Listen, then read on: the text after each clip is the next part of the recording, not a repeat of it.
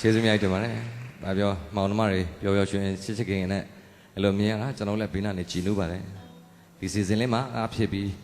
ကိုကြီးတဲ့ညီမငယ်အတွက်ကိုကြီးတဲ့ကိုရစားကိုကျေးဇူးများတင်ပါတယ်။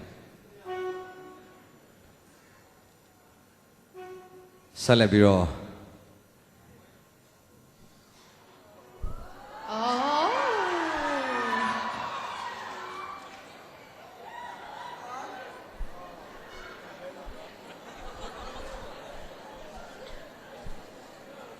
ตาลุกป่ะฉันเอาด้วยก็จานเลยล่ะมั้ย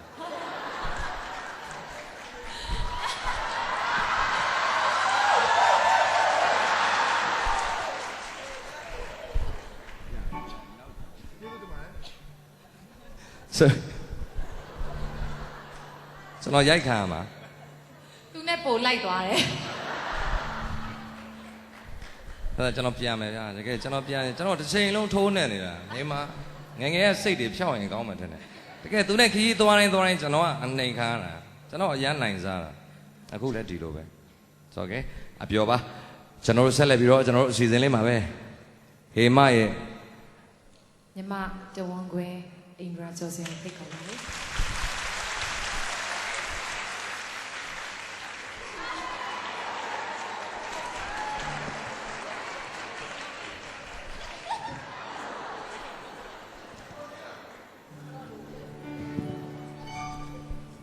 မင်္ဂလာပါ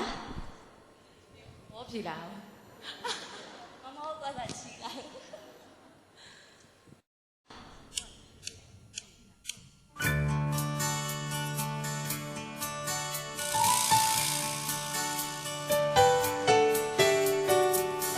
ဒွေးလေးတွေစင်စားလိုက်တော့ဒီစိတ်ပြလို့မကြည့်ကားလေးဟာ